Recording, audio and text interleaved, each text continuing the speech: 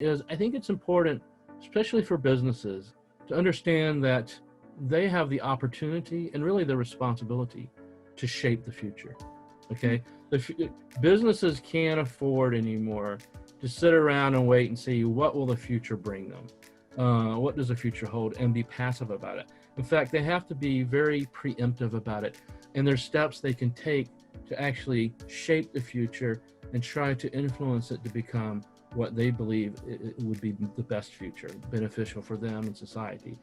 Welcome to another episode of the peopleHum interview series. I'm your host, Divya Rao, and let's begin with a quick introduction of peopleHum.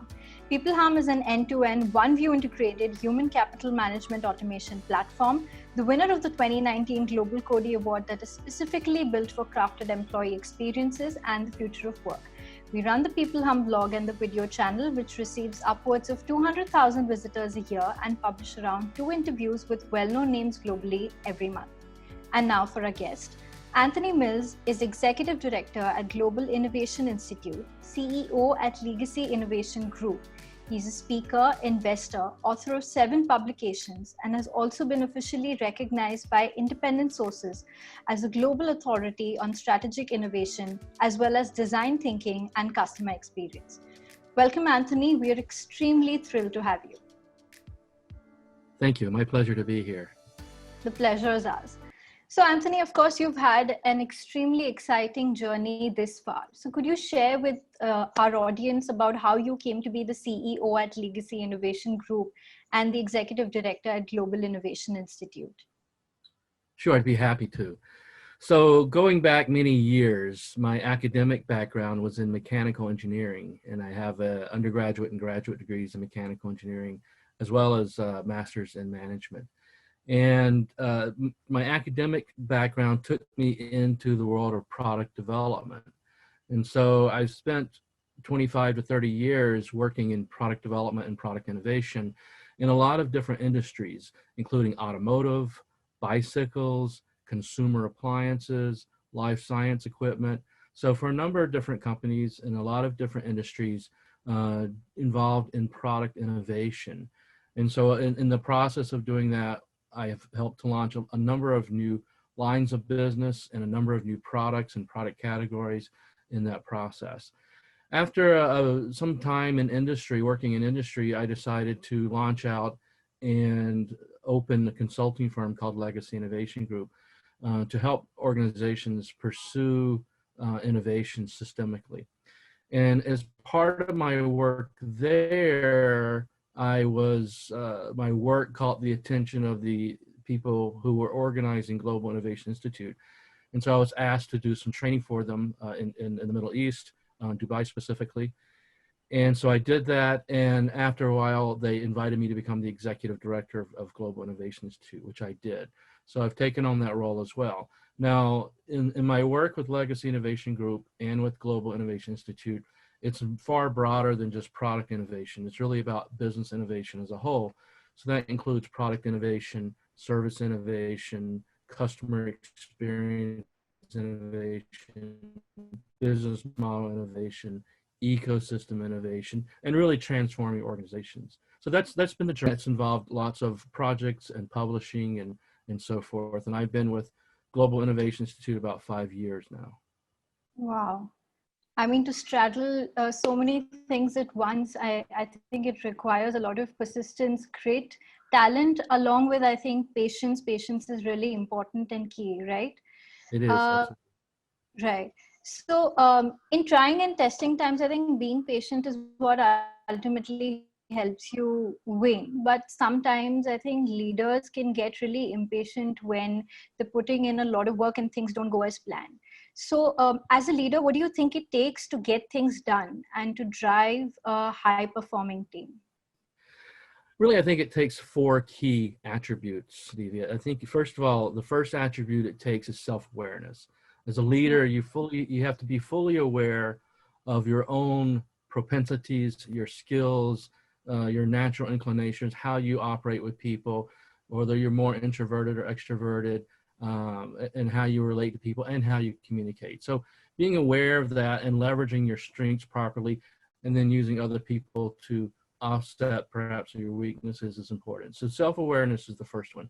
The second one is foresight, really understanding trends and themes of trends and where the future is going with technology and society and business and so forth, and operating out of foresight strategically is very important. So that's the second attribute. The third is decisiveness. We want to collect as much insight and data as we can about operations as well as foresight about the future. And then we want to make decisions and we want to be very decisive about specific directions in doing that. That's not to say we're not experimenting, because that's very important, but being decisive about actions is important. And then the fourth attribute, I think, is empathy. Particularly when it comes to leading teams and working with people, is having empathy for where they are with things and really pulling the team together. I guess the fifth attribute is setting a vision. One of the ways I've always led a team is by casting a vision. And I'll cast a compelling vision, and then I'll rally the team around it. So between having a vision, using empathy, and being decisive, as a team, we have a common goal we're accountable to, and we worked with that team, and that has made teams very effective in my past history. Wow. So basically, I think such sort of teams, because of their dynamic nature, require a lot of hands-on support, right?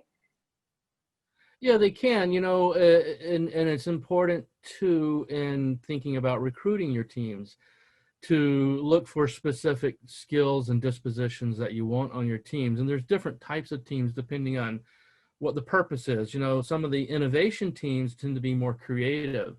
And a lot of those individuals tend to be self-starters, self-actuated people.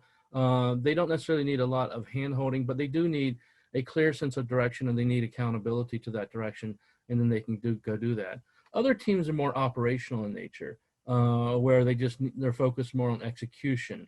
And so I think with those types of teams, yes, you are embedded a little bit more deeper to stay attuned to day-to-day operations and things. So, that style can be fluid depending on the type of team you have and what that team's goals and objectives are and the type of people you've properly fitted onto those teams.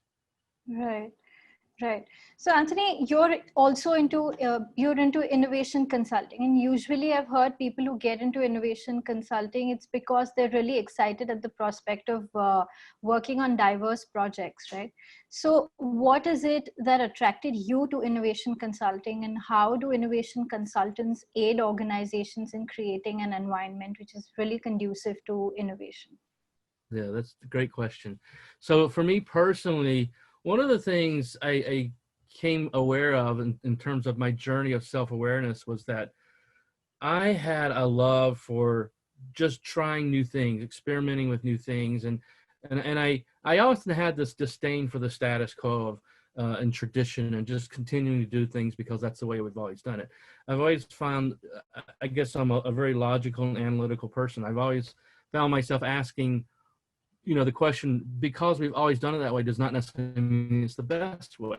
Right. There could be a better way. Right. So I've always inherently been wired to want to pursue the new ways of doing things. And so that's just inherently who I am. And part of how I am wired and set up is I have a passion for doing new things and pursuing new lines of business and new products and new services and every new form of value. That's just who I am.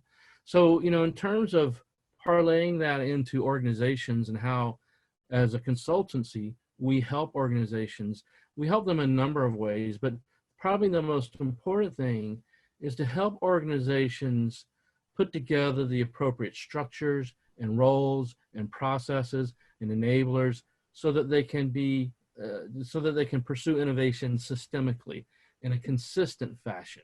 The idea is actually to have this pipeline of innovation. So innovation isn't a one-off or sporadic thing that happens here and there. We have a workshop and we have innovation. No, instead, the intent and purpose is to make innovation an ongoing systemic thing, a part of the organization. And there's many different parts and pieces to that.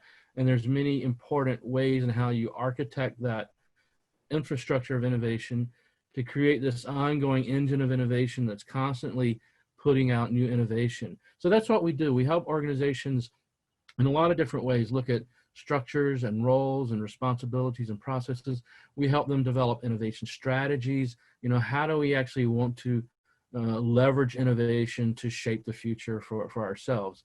And then we help them set up innovation labs, fill certain roles, and we can help them actually pursue projects. We do projects with teams where we'll research future trends, or we'll research other areas. We'll help them do what's called need finding, going out and looking for new needs to meet, and opportunity scouting, new opportunities, and then helping them pursue those opportunities, whether that's, you know, designing something, launching something, go-to-market strategy, branding, whatever it takes to be able to actually execute the new innovation. So we help them across the board in those ways.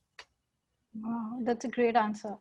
And Yeah. since you have had such an incredible journey and such an incredible experience in innovation consulting, what, according to you, are the three most important lessons that young professionals should consider in the development of their career, especially in innovation consulting? Yeah, that's an excellent question. And I think there's three important lessons that young professionals need to take away. Number one is find out what makes you tick and then pursue that. Now, pursuing that can have many, many different manifestations, right? But you know, if what makes you tick is research, there's a lot of different forms you do that. If what makes you tick is design, there's a lot of different avenues for that. If what makes you tick is, you know, execution and getting things done, there's a lot of avenues for that. But ultimately, find out, you know, from a self-awareness standpoint, find out who you are and what really makes you tick, and then find profitable ways to pursue that in industry or your own business, whatever you feel called to. The second takeaway, the second lesson, I think, is find a mentor that you respect and you can depend on it and you can use them, okay? And that doesn't necessarily mean you have to be particularly close to them and meet with them that regularly, but it does mean someone you can tap into their experience and knowledge and leverage, so, and that you can think of as a mentor and in some level interact with as a mentor. Particularly, it's important to find someone you truly respect who's been on the journey and you can tap into their knowledge and learn from them. And then I think the third lesson for young professionals is this: remember that purpose is more important than material gain. And 20, 30, 40 years from now, you'll look back on your life and have much more reward if you have spent your time in your career pursuing purpose, not just material gain or, you know, status and so forth, but purpose. So it's very important to figure out early on as you can, what is your purpose in life, and pursue that purpose with a passion. And 20 and 30 and 40 years from now, you will look back and you will be thankful that you pursued a purpose and you didn't waste your life. Wow. Great tips. I'm sure our audience will benefit a lot from your advice and insights. I've personally taken a lot from it. So just sort of to wrap this up, I want to ask you, do you have any last sound bites that you'd like to leave our audience with? Yeah, I think there's three things that I'd like to implement. The first one deals with our current situation. Currently, we're under a pandemic situation, and that has infected everyone globally. But I want us to realize, you know, that is changing things about the world. It has accelerated a lot of the digital transformation in organizations, which can be good. But I want us to understand that this is not the new normal in and of itself. This is an interim normal. And after this works itself out in another 6 to 12, hopefully, months, there'll be a new normal that comes after that. And that will be the new normal. And I think we'll settle into a new normal that looks different than the old normal. And it's going to be more digital. It's going to be more AI based and intelligent and so forth. And I think that's good. I think we need to look for opportunities to adapt to that new normal and evolve into that and leverage it to our benefit as businesses and individuals. So there's a new normal coming. That's my first takeaway. And then the second one is, I think it's important, especially for businesses, to understand that they have the opportunity and really the responsibility to shape the future. Okay, businesses can't afford anymore to sit around and wait and see what will the future bring them. What does the future hold, and be passive about it. In fact, they have to be very preemptive about it, and there's steps they can take to actually shape the future and try to influence it to become what they believe it would be the best future, beneficial for them and society. And then thirdly, which kind of goes hand in hand with that, is I always encourage businesses to pursue relentless experimentation. And that's one of the things we do. So the way that you shape the future is you try lots of little experiments and you find out which things are going to gain traction and address emerging needs, which things are not yet, maybe later in the future. But this requires tremendous amount of ongoing relentless experimentation. And the best innovative organizations these days are ones that are shaping by relentlessly experimenting with things. And I think of organizations like Amazon and Starbucks and others like them that aren't afraid to go out and experiment and try new things. Whether it's delivery drones or what have you, some of, or Tesla doing far-fetched things, and being brave about the future. That's what it takes to truly shape the future and own the future. So that's my three takeaways: the new normal, shaping the future, and the relentless experimentation. Very important that organizations pursue those things. Right, I completely agree with your point, especially now with new age technology permeating every sector of business. And what you spoke about, new normal and relentless experimentation. I think in trying times and difficult times, if there is redundancy of profiles or elimination of jobs, I think concurrently there's also creation of opportunities which constantly present themselves. So I think experimentation is the right way to go about it. Yeah. So thank you for sharing that. And thank you My for pleasure. all of your insights. I think our audience is going to greatly benefit from everything that we've spoken about today. Thank you very, very much, Anthony, for You're your time. welcome. My pleasure. Thank you.